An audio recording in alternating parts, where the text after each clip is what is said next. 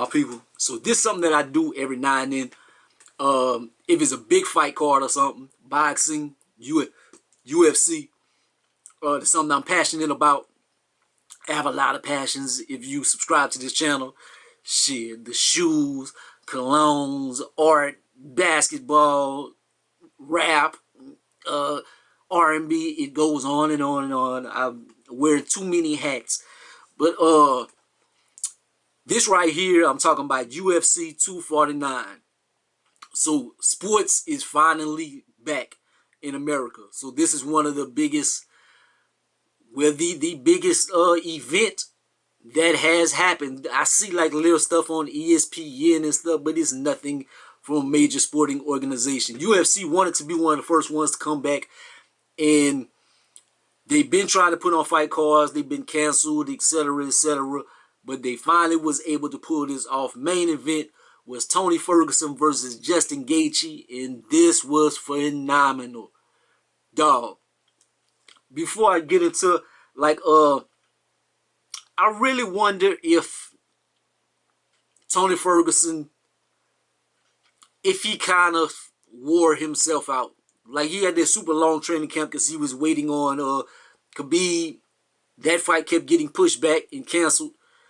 Then about 2-3 weeks ago, he cut weight all the way down to 155. And then now he had to cut weight again yesterday for this fight. Was that too much taking out of him? But that's all I'm gonna say. I'm not taking anything away from Justin Gaethje. I was rooting for Justin Gaethje. But man, he put on a master class. He whipped the shit out of Tony Ferguson. God damn. He hit him with every hard shot in the book. He always fights reckless, and he hits you hard and stuff, but he always absorbs a lot. He absorbed some shots. Like, cause he was whipping his ass the whole fight, man. But the first 2 rounds, he was whipping him. But it was kind of a little back and forth. Then, the end of the second round, he went for a big uppercut. But Tony Ferguson went for an uppercut too. And he caught him earlier. So Justin Gaethje got dropped at the end of the second round. So I'm thinking, man, the tides might turn. I'm waiting on when Tony Ferguson is going to start putting that, start changing it on him. Because it happens to everybody. Because the first round, I think Cowboy was whipping him. I think Kevin Lee was whipping him early on in the fight. Anthony Pettis was whipping him early on in the fight. A lot of people have had success with him early, but he just turns the tide and whoops your ass. But it did not happen this time. Man, Gaethje, every left hook he threw landed flush. He was countering with the right. Man, he was catching him with all the low kicks. Man, he caught him. He caught him with so many shots that should have stopped the fight. Like, I thought Ferguson was gonna die in there. I'm like, man, he's absorbing too much. Like, and the fact that he's not going out and he keeps absorbing this, I'm like, man, that can't be healthy. Man, he hit him one time. He hit him in the head, like right here, and like he just. His body just, it went into like an auto cruise kind of thing, man. I seen like some people get like glance with like a wheel kick on the head or something, and they kind of go like that. But man, like he had moments where it was just like he was shutting down, man. It was just a nasty ass whip, man. Gaethje caught the glow like Bruce Leroy. If you have never seen The Last Dragon, watch that. But he went Bruce Leroy on him. He caught the glow. It was nasty, but it was great to see fights again. Man, analyzing some fights. I think, man, I know I'm gonna get hate on this if people are not subscribed to me or watching this, man. But just from watching this stylistically, I think Conor could have success against either one of them, man. I think we're in a technical standing matchup like this was. I think he will Ferguson. And Gaethje, Conor's distance is so good, man. His distance is so good, and he doesn't really absorb too much. Like, the only one that really got some is Nate. Like after he gassed out, then Nate kind of got some and stuff, man. But I think Conor could have success against either one. Beforehand, I was kind of like nervous, man. Like Ferguson, man.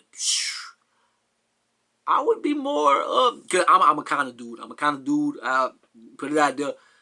I would enjoy him against either one of those. And also, I think Dustin Poirier would have success against Ferguson as well. Like Ferguson, he's incredible, but man, it's like his chin is his best weapon and stuff. Eventually, he kind of like Homer Simpson. You get tired of whipping his ass, then he turn around on you. But it didn't happen tonight, man. Justin Gaethje, that was spectacular. Moving on to the co-main event, Cejudo and Dominick Cruz. Dominick Cruz, man, came back from a long layoff of 3+ years. And, man, he didn't quite look like himself, or did the game catch up to him? Cejudo, I hate him. I hate Henry Cejudo. But he could fight. He could fight, man. But I'm like, man, he's so small. And I've seen Dominick Cruz fight against people similar. Like, he fought DJ back in the days. DJ wasn't as good back then, but he still fought DJ back then and dominated him. California Kid, similar to Cejudo, dominated him. A lot of people, man, he's beat the brakes off of him. But, man, Cejudo had a smart game plan. He was chopping at the legs and stuff. Dominick Cruz is hard for him to gain respect. Because he like, his style, like, he doesn't put a lot into his shot, so he doesn't necessarily pack a punch. And so, it was an interesting fight, the distance and stuff, but like, Cejudo stalked him, and they end up clashing heads. He got a bigger leaking cut. But then after that, he caught him with a knee, and it was a good stoppage. It was a good stoppage. But me, I'm like, he could have stopped you earlier, and I would have been fine with that. But he waited. Like, he's on top of him. He's hitting him. He's hitting him. But he's missing some of them shots as well. But he's hitting him. But when Dominick Cruz starts to get up, he's starting to get up. He's like, damn, I hit myself. But he's catching him, and then Dominick Cruz is finally like, it looked like one of his arms was like pinned underneath him, and like he couldn't get himself. And then he finally like started getting up, and so right when he starts standing up, the ref stops him. The ref stops the fight. So it's like, it was a good stoppage, but if it would have been stopped like 3 seconds earlier, no gripes. But it was like 3 seconds left in the fight, and he was standing up. So I'm like, and then Cejudo retires after the match and stuff. Speaking of after the match, let me go back to the main event. Justin Gaethje won the fight, so he went to go shake Tony Ferguson's hand and stuff. Tony Ferguson pushed him away and stuff. That was very classless or whatever. I guess he was in the moment. His title dreams and his Khabib fight is down the drain. He probably never get in that fight now. Gaethje and Khabib, like, that's gonna be an interesting matchup, man. Because his wrestling is very good. He doesn't use it, but like his counter wrestling, him being so good at wrestling, he probably could keep it on his feet. And keep it on his feet against, can he keep it on his feet against Khabib? We'll see. And something to look out for. I don't know if anybody noticed when he was doing the interview, like his finger on his left hand, this finger right here was broken badly. I really think it was. Like, had a lot of blood coming from it. It looked like the bone might have been sticking out. Like the way he kept holding it and looking at it, he kind of looked at it and was like, oh. So I think he might have broke his finger. Ngannou and Rozenstruik. Why did you call Ngannou out? Why did you do that? You should have stayed home, player. You call out the boogeyman of the division, of the UFC.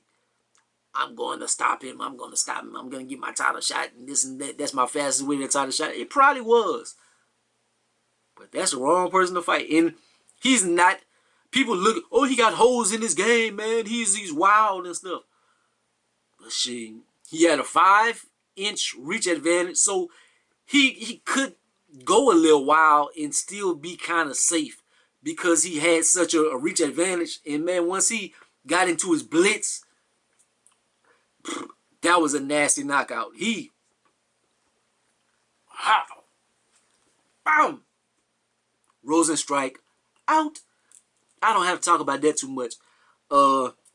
It will be interesting whoever he fights against. If he fight DC, I'm a big DC fan. If DC fights Stipe again and he whips him, retire. That's his plan, to retire. Man, don't stay to fight. Don't stay to fight Ngannou, please. But I think Ngannou gets Stipe if they fight again. I really do think he beats Stipe next time. Stevens and Qatar, that was a good stand-up fight, man. That was a good fight. Stevens was doing good with the leg kicks and stuff, man, but then he got caught. He got caught with that elbow. That was a nasty KO. Hardy and DeCastro. It wasn't the best fight in the world, man. Once DeCastro kind of hurt his foot, he like quit even punching pretty much. So it was like, he was kind of whack after that. Pettis and Cowboy. That was a pretty good fight, man. To be honest, I would have gave the fight to Cowboy, man. I might be wrong on that, but I don't know. Pettis has not impressed me in a long time, man. He is not impressed me. Cowboy impressed me in the way he absorbed, especially after his last fight and stuff. And he absorbed a lot in this fight, and he kept on trucking like he had it in his mind. I'm not being finished this fight. I hate that he's on a 4-fight losing streak, man.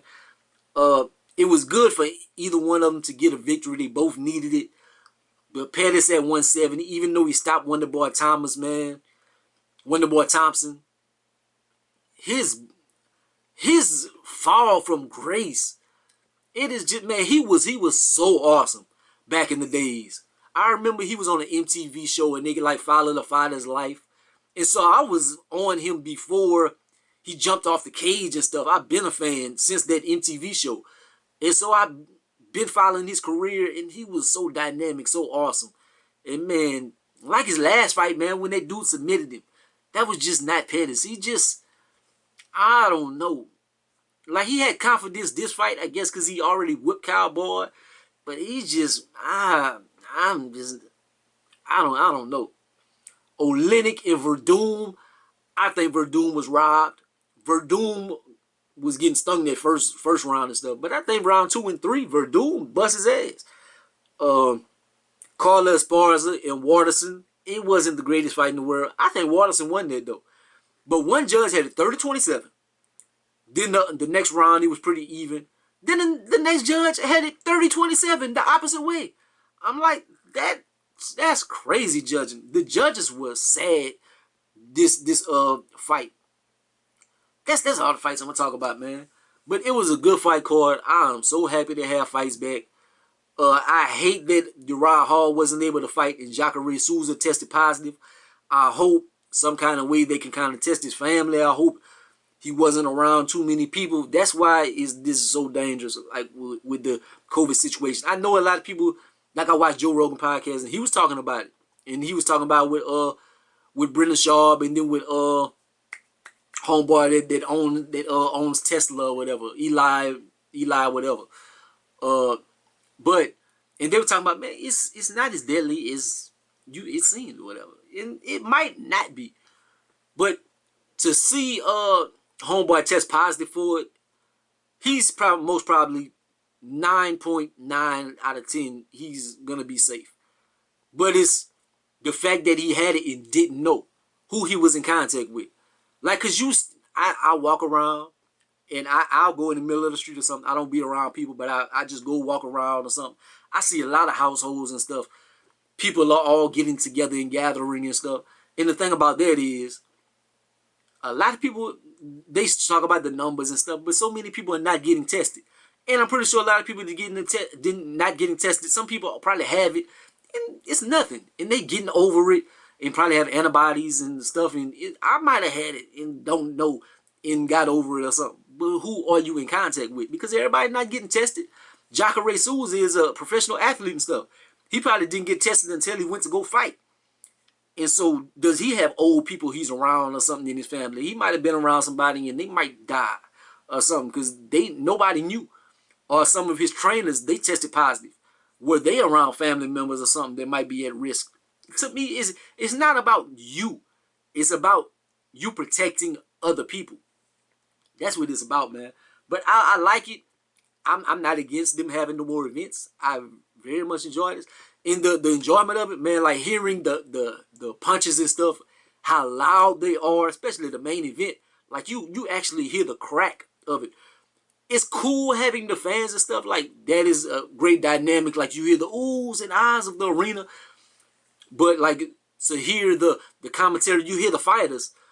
Like Hardy was doing something wrong in his fight, and Daniel Cormier suggested something, and he started doing that, and it kind of won him the fight. He's like, you need to start checking them kicks, and he checked the kicks, and homeboy broke his foot, and so it won him the fight. So it's a different dynamic now, but I enjoy it, man. I enjoy it.